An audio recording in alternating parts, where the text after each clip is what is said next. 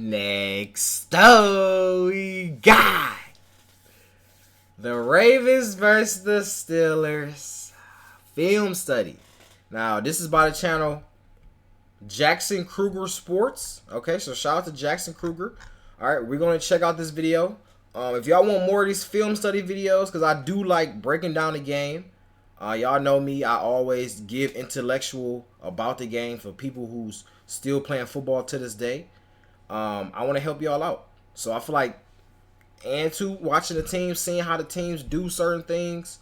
We thinking the teams is just doing this just to do it. Whole time it's a real developed scheme on exactly why they doing this exact play at this exact moment. So it's like, it's literally perfect. So also too, if y'all do want to watch the video or my real authentic reaction to the game, it's on Patreon. And I have been seeing a lot of y'all saying I don't react to the Ravens games on YouTube no more. Literally, I told y'all, bro. If it's a blowout, it's on Patreon. It don't matter what team it is. Okay, I'm not selecting and choosing certain teams. Oh, the Ravens won, so I'm gonna put it on Patreon. No, bro. Every time the Ravens win, it's a blowout. You know what I'm saying? But obviously, going forward in the playoffs, it's not gonna be no more blowout games. All right, it's gonna be literally all close games. We know this. Round 2, round 3, championship. Or round 3 is a championship. Super Bowl. It's gonna be all close games. So y'all don't gotta worry, bro. Okay, y'all don't have to worry. Calm down. You know what I'm saying? Calm down. And no matter what team it is, if it's a blowout, it's getting put on Patreon. All right, y'all can't let me have that. Y'all can't let me have a blowout win, bro. I post everything else, but sometimes I post a blowout. I don't post a blowout, and y'all tripping. A blowout. Think about it. It's a blowout, bro. It wasn't like no nail biting game.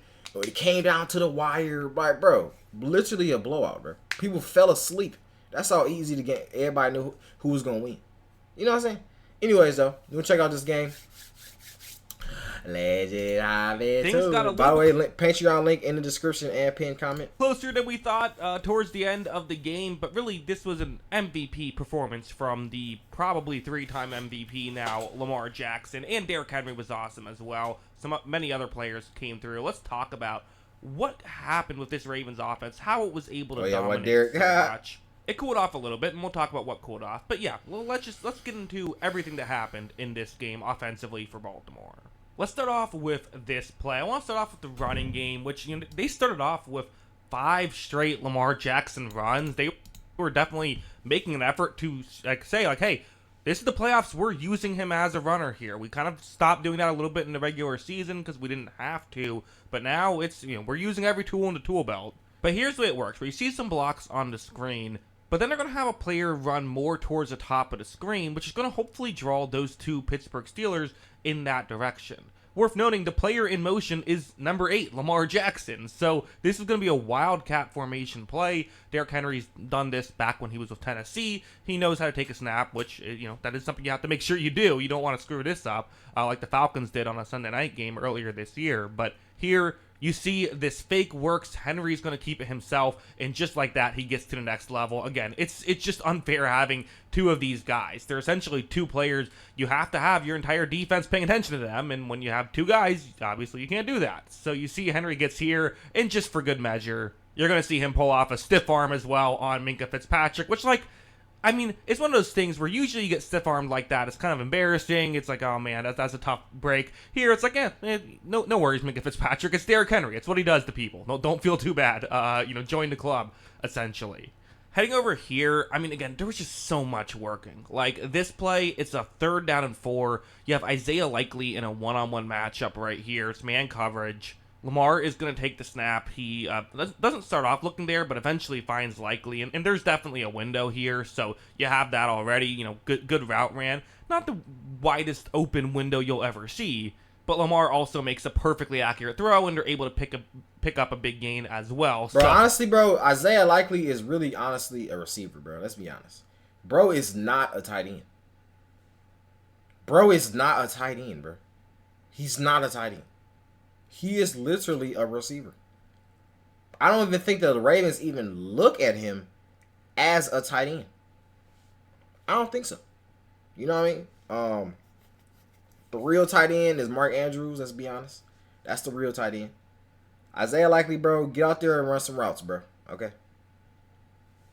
So again, that was working. There was a few of these kind of instances, like this play on this kind of crazy final drive of the first half, where there's 1:08 left, and the Ravens are currently in a 3rd and 2 at their own 18-yard line. So this is not exactly what you're looking at and saying, oh, easy touchdown right here. But first, you want to get the first down to, if nothing else, be able to kill the rest of the clock and make sure Pittsburgh doesn't get a scoring drive here. Although, given the way their offense is played in this half, not something you're overly worried about. But still, it's not what you want to have happen. The route you see on the screen is Joey Porter Jr., the corners. That's the route he's going to be covering. But it's Rashad Bateman running the route. And Bateman's had a really nice year. As you see, Lamar Jackson takes a snap, looks in this direction, and one thing you were worried about going into this game was who was going to step up if there's no Zay Flowers. We saw a lot of guys step up, Bateman being one of them. Watch as, it's well done by him, well done by Lamar Jackson. They're able to get a big completion there. I mean, it's good stuff by this team. So then later on in the drive, a couple of crazy plays would happen. So you only got, at this point, 37 seconds left. They were able to get in Pittsburgh territory. But for Baltimore, again, you have to worry here. You don't have any timeouts. Like, you want a field goal is really what you're thinking at this point. You see that the Steelers are in man coverage, and there's a 5-man rush here. So it's a blitz. Lamar Jackson is going to take the snap. The pressure takes a little bit to get there. You see a really deep drop by Lamar. Finally, 2 players are trying to get to Lamar, and it almost seems like this was part of his plan. Like, he's going to take a deep drop, so that way he has a pocket to step up into. Watch as that's what he does. I mean, he's done that before, so I wouldn't be shocked if that was intentional again. Mark Andrews gets wide open. What happened with Andrews is he started to play blocking, then he was able to ultimately run it down the field. Because he started blocking, a Pittsburgh player didn't pick him up, so it was man, no one's on him, gets wide open, and gets a big completion. Later, this would happen where it's going to be game situation matters. It's man coverage once again that the Steelers are in, but there's only 11 seconds left. Typically, that wouldn't be the worst thing in the world, but there's also no timeouts. So if you get tackled inbounds, you're not going to have enough time to spike the ball. I mean, in theory, if you literally, caught the snap and took a knee, you probably could hurry up and spike it, but, obviously that's not what you're going to do. Takes a few seconds to run a play. That'll be it. You gotta make sure that you throw the ball into the end zone is what you would think. Lamar Jackson's going to take the snap. Again, there is pressure by the Steelers, and again, that pressure is picked up. Lamar navigates the pocket so well, too. So many guys will run themselves into pressure here, but he's so comfortable in this. I think that is a big thing right there, bro. Knowing how to navigate the pocket at perfect timing, bro, especially, and this is a clutch situation. So knowing how to navigate the pocket right here, bro, I'm pretty sure, just like he said, it's a lot of quarterbacks who will literally run themselves into a sack, bro. And that's one of the biggest, my biggest pet peeves, especially if it's a quarterback who, not athletic. He will literally just give himself up in the play. And that literally makes me mad, bro, because it's like, where's the effort? You didn't even show any effort, bro. You seen nobody was open. You seen it was a blitz. It was the pressure was coming in. Then you didn't try to avoid no sacks. You was like, oh, okay. Then you just turned around and seen somebody behind you and then just gave yourself up for the sack. Come on, bro. Versus Lamar Jackson. Pressure by the Steelers, and again, actually avoiding pressure. He's actually doing it. You know what I'm saying? He's not just standing there just holding, giving up, bro. No. And that pressure is picked up. Lamar navigates the pocket so well, too. So many guys will run themselves into pressure here, but he's so comfortable in this moment. He's not even really concerned about that. There's only 5 seconds left. You have to be careful here, but 5 seconds is still a good amount of time. I mean, the average quarterback throws the ball in 2.5 seconds. So the fact that it's already taken 6 is pretty crazy as is. But here's where things get interesting. You see the running back on this play. Why is he still, why is he seemingly getting wide open? Why is there no one on him? Again, he started off blocking. So because of that, Pittsburgh kind of makes the same mistake of they don't have anyone on him. Now he's going to run out. Lamar notices this, to his credit. I mean, it's crazy that he's able to notice this. He's going to flip it, and even though it's not in the end zone, he knows that Justice Hill, the running back, is going to be I feel like that's one of the greatest things about Lamar Jackson is that he literally creates plays. He will literally stay open in the pocket or stay up in the pocket so he can create a play. Eventually, someone's going to get open. They might be not open at the beginning of the play. They might be, guarded or whatever. But soon as they turn around and they like, oh, I didn't get the ball, they look at the quarterback and they see Lamar Jackson running around, still trying to avoid sacks. The receiver's going to be like, oh, okay. Let me try to get open then. Then the DB lacking. He just sprint over there real quick. Wide open touchdown. That happens time and time again, bro. So that all comes from Lamar Jackson creating a play. He does this every single time, bro. This is the great things that Lamar Jackson does that people don't even realize, bro. He's going to flip it, and even though it's not in the end zone, he knows that Justice Hill, the running back, is going to be able to get into the end zone because there's no one on him. So it's just incredible stuff by Lamar and incredible stuff by the Ravens. Not the best defense here by Pittsburgh, but still, it's great stuff by Lamar. Now, this play was interesting as well. So it's a 2nd and 13, and there's good and bad with this play. I mean, the play itself is just straight up good. Lamar Jackson is going to take the snap. There is, again, pressure that's not going to get to Lamar. That's part of it, right? I mean, got to give credit to the offensive line here, blocking well, although eventually the pressure is going to come in. But this is just, again, the thing about Lamar Jackson is you see Lamar and you see his highlights and you're like, okay, incredible athlete. The athleticism is fantastic. But one of the things that is underrated is just how good of a feel he has for the pocket.